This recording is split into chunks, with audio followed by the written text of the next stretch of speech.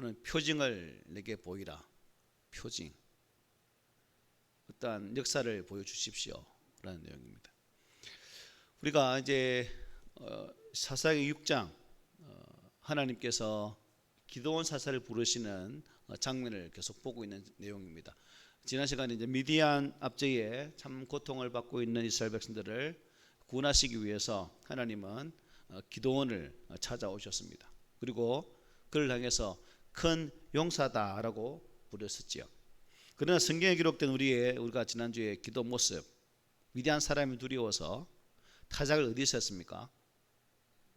포도줄 틀에서 숨어서 콩콩콩콩 찢는, 들키면 다 빼앗기니까 안 빼앗기려고 가진 방법을 다 동원해서 숨어서 타작을 지냈던 그 기도를 향해서 하나님께서 큰 용사라고 불렀다는 거예요.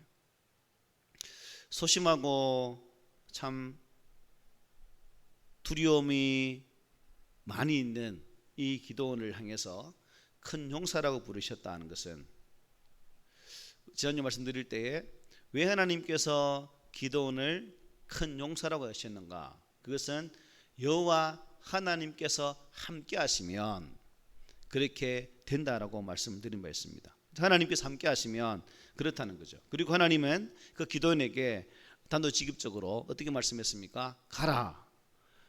하나님의 함께 하심의 힘으로 이렇게 말씀하시거든요. 그러니까 이런 하나님의 명령에 기도원은 무척 놀랍고 참 당황스러운 그러한 상황 속에서 핑계를 둘러대죠. 지난주에 15절에 보니까 나의 집은 문화세 중에 극히 작습니다. 나는 내 아버지 집에서 가장 작은 자입니다 라고 이런 핑계 저런 핑계 대면서 어쨌든 하나님 부르심을 피해가려고 발버둥 쳤던 기도원의 모습을 볼 수가 있었습니다. 그럴 만한 능력이 없다는 것을 기도원 스스로가 알고 있는 그런 상황이라고도 볼 수 있죠.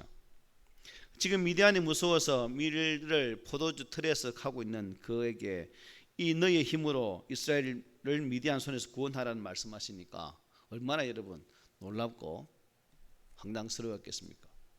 쉽게 말하면 강경자 성도여, 네가 지금 일어나서 밖에 나가서 성도 100명을 데려오느라 라고 말합니다.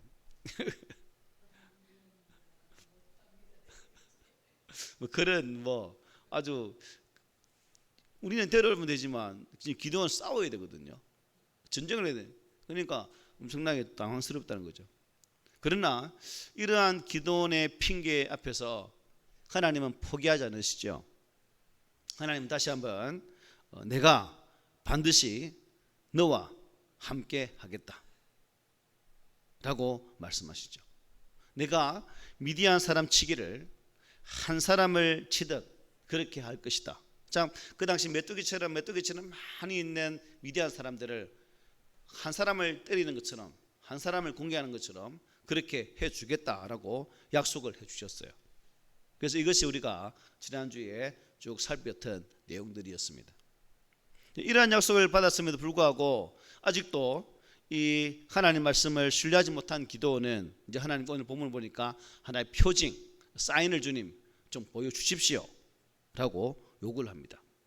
기도원은 여호와가 내가 반드시 너와 함께하리라 하는 약속을 거듭 반복하셨음에도 불구하고 그 말씀만으로는 어떻게 해요? 왠지 부족하게 느끼는 그런 상황이죠. 기도원은 하나님 말이 아니라 말뿐이 아닌 다른 뚜렷한 분명한 하나의 징조를 보여주시면 내가 어떻게 하겠습니다 라는 의미죠. 그래서 오늘 본문 17절에 이렇게 말하지 않습니까?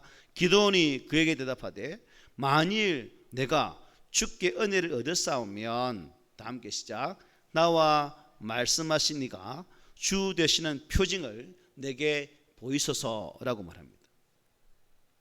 지금 기도원이 여러분 의심하고 있는 것은 무엇입니까?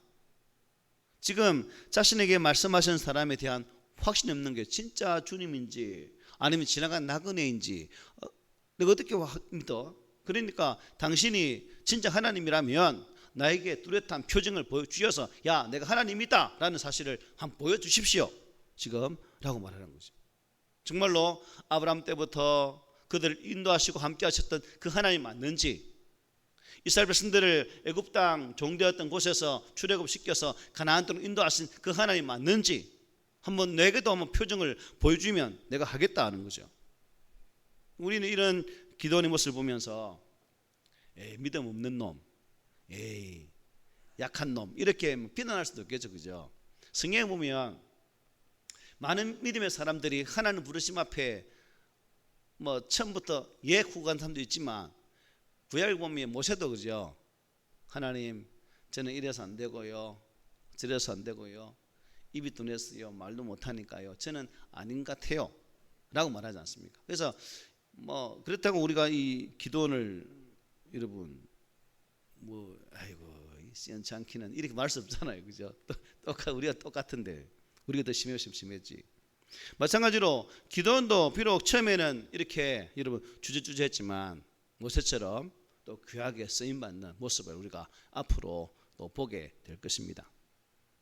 그래서 이 표징을 구하고 있는 이것은 어찌 보면 자신이 보다 더 하나님에 대한 확신을 가지고 그 하나님을 신뢰하는 가운데서 하나님의 부르심에 응답하기 위한 기도 나름대로의 또 그러한 신앙의 표현이 아닐까라는 생각도 가져본다는 거죠. 어떻게 보면 표징을 통해서 가라고 명하시는 분이 진짜 하나님이시네 라는 사실을 반드시 알기 위한 기도만의 또 하나의 분별이라고 볼 수 있는 거죠.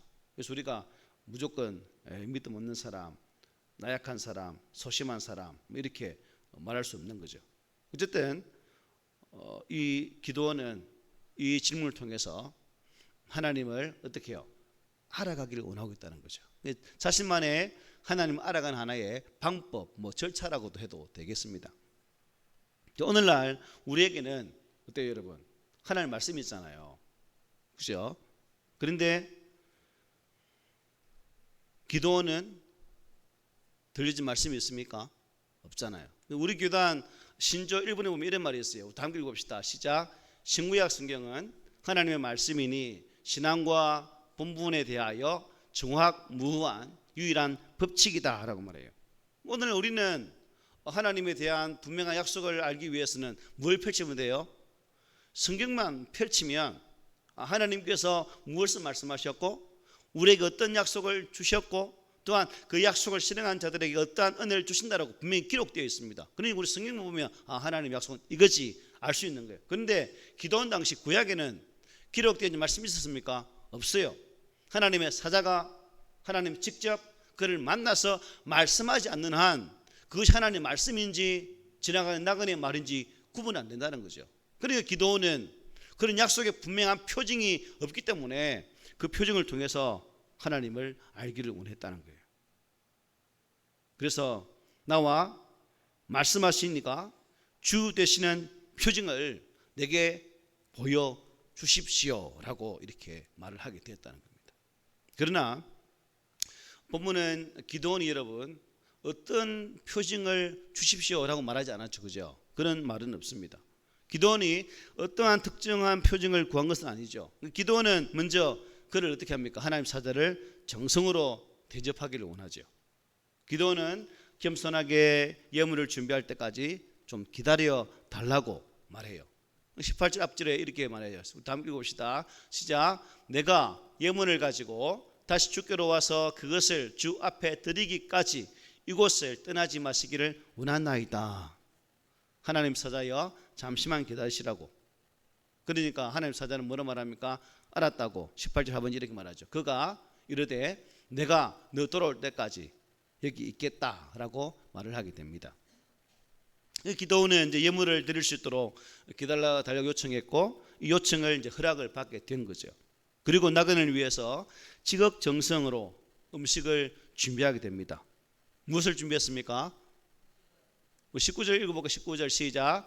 기도원이 가서 염소색 하나를 준비하고 가루 한 에바로 무교병을 만들고 고기를 소쿠리에 담고 국을 양푼에 담아 상수리 나무 아래 그에게로 가져다가 드리매라고 말합니다. 염소 새끼 하나를 준비하고 가루 한 에바로 무교병, 즉 누룩이 없는 빵을 만들어서 가져왔습니다. 여기 한 사람에게는 양이 적습니까 많습니까? 염소 한 마리 혼자 담을 수 있습니까? 없죠. 또 못 먹죠. 그리고 여기 한 에바인데 한 에바 분량이 얼마쯤 될까요? 22.7kg입니다. 그러니까 엄청난 양이죠. 가루, 그 에바 가루를 20kg 넘는 가루를 갈아서 와가지고 그걸 빵을 구웠어요. 그러니까 염소 한 마리에다가 빵 약 20kg. 이영겸 선생님 혼자 다 드십니까? 돼지는 몰라. 돼지 같은 사람은 먹을까? 그 요즘 먹방하는 사람들이죠. 그 사람들은 충분히 먹을 수 있겠다죠. 한 20kg면 먹방하는 사람 보셨어요? 2만 원 짬뽕거리고 5만 원 다 먹는데 그 조그만 뭐야 그 애도 딸내미도 어쨌든 최소한 남자 성인 10명 정도 먹을 수 있는 분량이라고 따져보니 그 정도 되더라고요. 남자 10명 먹을 수 있는 분량. 그래서 엄청난 양이죠. 거기에다 뭐예요? 국을 또 어떻게 해요? 양분에 담아 가져옵니다. 국도 가져오고 고기도 가져오고 빵도 가져오는 그런 상황이죠. 생각해 보십시오. 그 당시 미디안 사람이 두려워서 숨어서 타작하는 그 상황이었습니다. 어떻게 보면 참 빈궁하고 먹을 것이 풍성하지 않은 그런 상황 속에서 이 기드온은 나름대로 가장 최선으로 예물을 준비해서 하나님의 사자에게 가져왔다는 거예요. 결국 이것은 무슨 의미일까요? 이 예물을 통해서 자신이 그 사자에게 표징을 보여달라 했는데 그 기대심이 강했다는 거죠. 반드시 이것을 예물로 드리면 저 사자가 진짜 하나님의 사자인지 아닌지 분별할 수 있는 그 기대가 컸다는 것을 알 수가 있습니다. 어쨌든 기드온이 이것을 가져오자 사자는 이 기드온에게 고기와 무교 전병을 밥 위에 놓고 어떻게 합니까? 그 위에 국을 쏟아 부으러 가죠. 지금 재물이 어떻게 해요? 적게 만든 상황입니다. 20절 볼까요? 시작.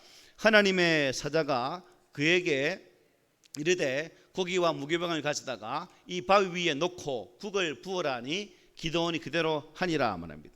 기드온은 시키는 대로 하자. 또 여호와의 사자는 손에 잡힌 지팡이로 어떻게 합니까? 고기와 무교병을 건드립니다. 그러자 반석에서 불이 나와서 그 고기와 무교 전병을 다 살라요. 뜻밖에도 나그네는 기드온이 준비한 바로 그 예물을 표징으로 보여준 거죠. 우리 11절 시작. 여호와의 사자가 손에 잡은 지팡이 끝을 내밀어 고기와 무교병에 대니 불이 바위에서 나와 고기와 무교병을 살랐고 여호와의 사자는 떠나서 보이지 아니한지라 말합니다. 이것이 자신이 가져온 예물이 하나의 표징으로 보여지는 그러한 요소가 되었다는 것을 분명히 보여줍니다. 이것이 표징이 되는 것은 결국 자연 상태에서 여러분 오늘날 이런 일반 상황에서 저게 제대로 탈 수 있습니까? 없죠. 또 젖어 있어요. 그죠? 타려면 젖은 게 나무도 안 타는데 빵에다가 고기에다 물 붓고 태우면 그게 탑니까? 그게 안 타죠. 바로 그게 자연 현상을 뛰어넘는 그 현상이 바로 표징으로 나타난 거죠.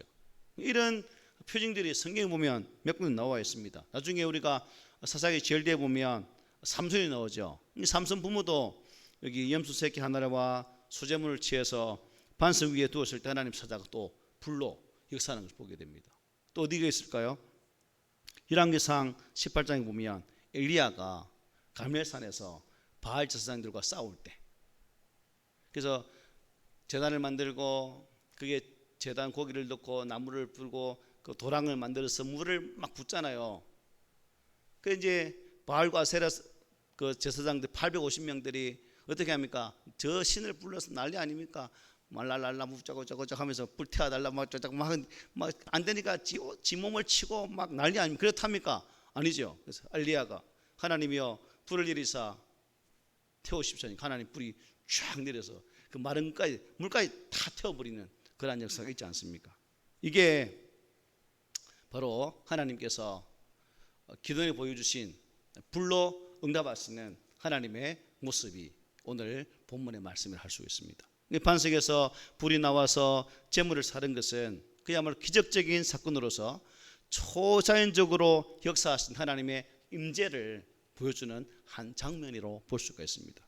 모세를 부르실 때도 여호와의 불꽃 가운데 계신 하나님께서 나타나지 않습니까? 이처럼 하나님께서 기도원에게 불로 응답하심으로 분명한 하나님의 임재라는 사실을 그에게 보여주었다는 사실입니다. 참 여기서 우리가 기도원은 이제 불로 보이기 전에는 눈에 보이지 않으니까, 그죠? 내 눈에 밝히 보여야 내가 믿겠습니다 라고 반응하는 또 그러한 모습이라 하겠습니다. 어쨌든 우리 하나님께서는 이 기도원에게 불로 역사하셔서 또 반석에서 불을 내셔서 그 제물을 다 태우시고 앞으로 미디안 사람 치기를 한 사람 치듯 한다는 약속을 주셨고 또 그 일들을 앞으로 하게 되었음을 우리는 이런 말씀을 통해서 잠시 앞으로 증거될 내용들을 알 수도 있는 거죠. 반석에서 불이 나와서 제물을 태우는 이적을 보느라 정신이 없는 사이 어떻게 됩니까? 여호와의 사자가 보이지 않아요. 기도 눈으로부터 떨어 사라진 거죠, 그죠? 여기 보니까 여호와의 사자는 떠나서 보이지 아니한지라. 그리고 그 표징들을 통해서 기도원 이 자신과 말씀하신 그분이 누군지 압니까? 하나님인 것을 알게 되는 거죠. 그리고 불의 이적과 함께 사라진 여호와의 사자의 모습은 기도원에게 어떤 결과를 가져왔을까요? 22절입니다. 시작. 기도원이 그가 여호와의 사자인 줄을 알고 이르되 슬프도소이다 주 여호와여 내가 여호와의 사자를 대면하여 보았나이다 하니.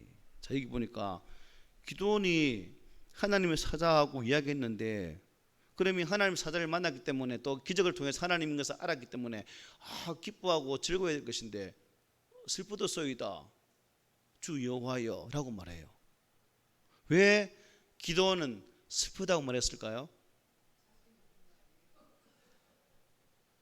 출애굽기에 보면 하나님을 본 자는 죽는다는 말이 있습니다.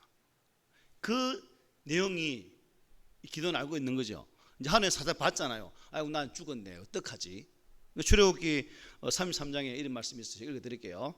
또 이르시되 내가 내 얼굴을 보지 못하리니 나를 보고 살 자가 없습니다. 이 말이 금으로 다가온 거죠.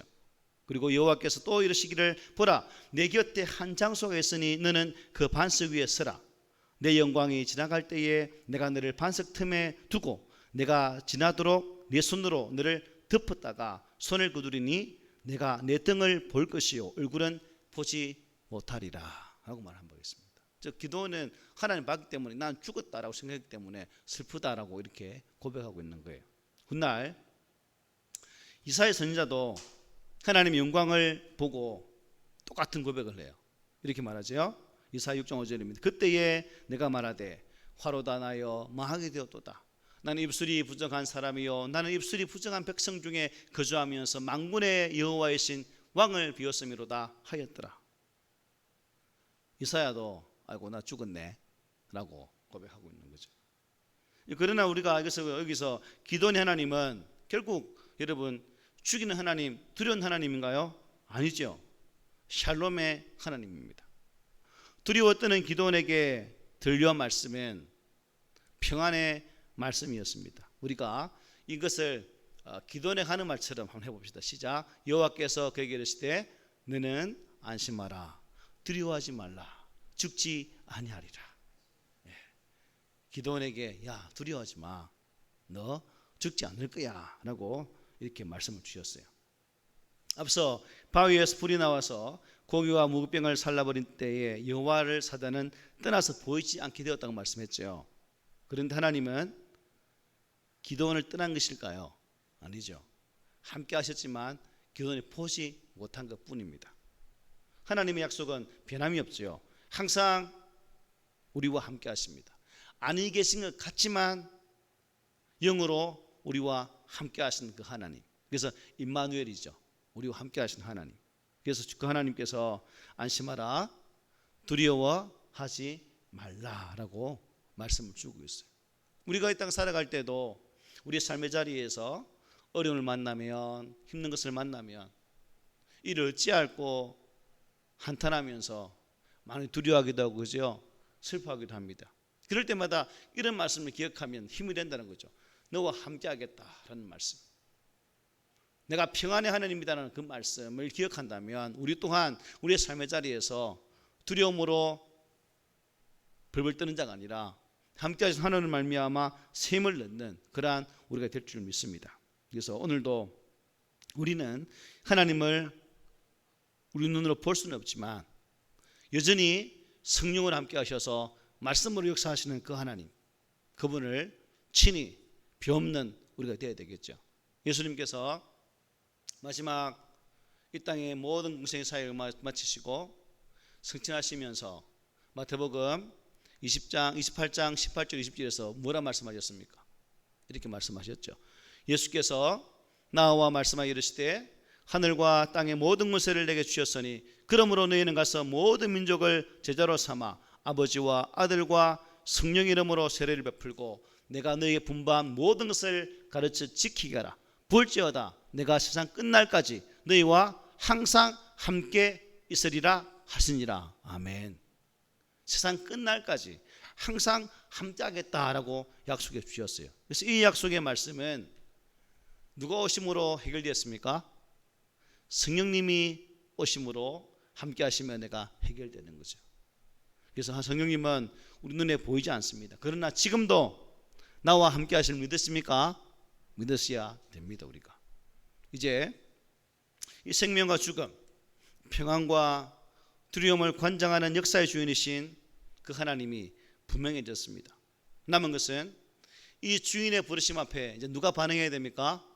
기드온이 반응을 해야 돼요. 하나님 표징을 보이시면 내가 가겠다고 말했잖아요. 표징 보여주었어요. 이제 기드온이 어떻게 그 하나님의 표징 앞에 반응을 보여야 되죠.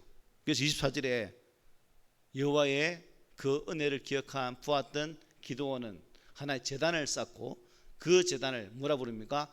여호와 샬롬이라고 부르게 됩니다. 우리 함께 읽읍시다. 시작. 기드온이 여호와를 위하여 거기서 제단을 쌓고 그것을 여호와 샬롬이라 하였더라. 그것이 오늘까지 아비에셀 사람에게 속한 오브라에 있더라. 아멘. 여러분 구약시대 사람들은 이 하나님의 은혜를 하나님 임재하심을 경험한 곳에 항상 뭘 쌓았던가요? 제단을 쌓았습니다. 제단을. 하나님 되신 표징을 보고 나아가 그 하나님의 음성을 듣는 기드온은 이때의 감격을 잊지 않기 위해서 제단을 쌓고 그 제단 이름을 뭐라 불렀습니까? 여호와 샬롬. 하나님은 두려움의 하나님 아니라 평안의 하나님이다 라고 이렇게 선포를 하게 됩니다. 하나님께서 어떻게 해요? 안심하라, 두려워하지 말라, 죽지 아니하라고 말씀하셨기에 그 의미를 붙여서 하나님은 평강이 있습니다. 여호와 샬롬이라고 이렇게 이름을 붙이게 된 거죠. 엄청난 사명을 받은 후에라도 이렇게 하나님이 함께 하심을 확신하는 순간 여러분 그 사명은 스트레스가 아니라 뭐예요? 평강이 될 수 있는 거예요. 우리는 하나님의 교회를 섬기면서 우리에게 주시는 그 하나님의 일들 앞에 많은 스트레스를 받습니다. 그 스트레스 때문에 짜증내기도 하고 어떤 사람은 교회를 떠나기도 하고 그런데 그 부르심이 정말 하나님의 은혜라면 스트레스가 아니라 뭐 평강이라고 선포할 수 있다는 거예요. 샬롬이는 여러분 그저 뭐 두려움의 서방된 상태, 평안한 기분 그것을 가리킨 것이 아니에요. 결국 이것은 어디에서 오는가?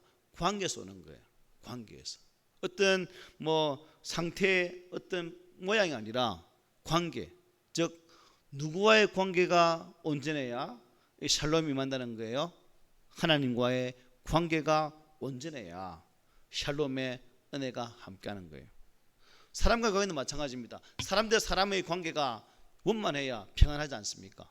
그래서 이러한 관계가 형통해야 우리 안에 참된 평안의 은혜가 임한다는 사실을 또 이 내용을 통해서 우리가 보게 되는 거죠. 그러므로 우리 성도들은 눈에 보이는 표징보다 더 중요한 것은 결국 무엇이라는 겁니까? 하나님의 약속의 말씀을 신뢰하는 것이다.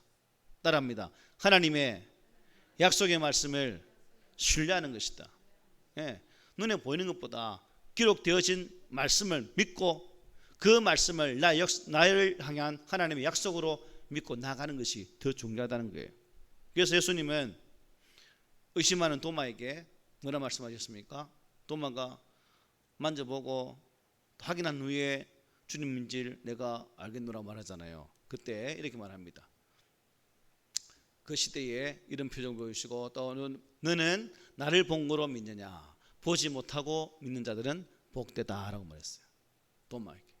우리도 비록 보지 않지만 주신 약속의 말씀으로 하나님이 나의 하나님 되심을 바라보고 또한 나와 함께 하심을 온전히 믿는 그러한 믿음의 성도가 되시기를 원합니다.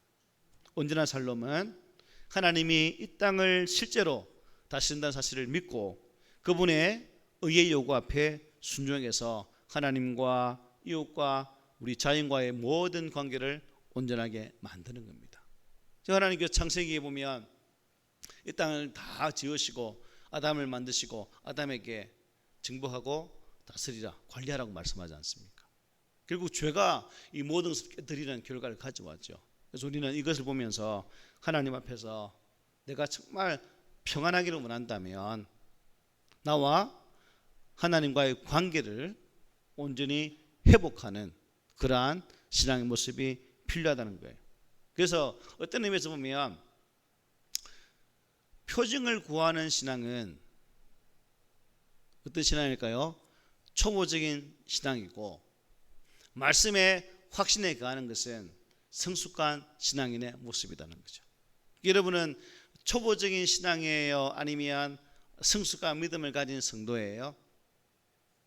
만약 우리가 하나님 뭐 보여주십시오, 이걸 행해 주시면 내가 믿고 열심히 하겠습니다라는 그러한 생각을 가졌다면 우리는 초보적인 신앙이에요. 그러나 하나님의 말씀이 나와 함께 하심에 이 말씀이 지금도 나 안에 거하심에 이 말씀으로 내가 믿고 나아갑니다라는 이 성숙한 믿음, 이것이 우리에게 있어야 된다는 거예요.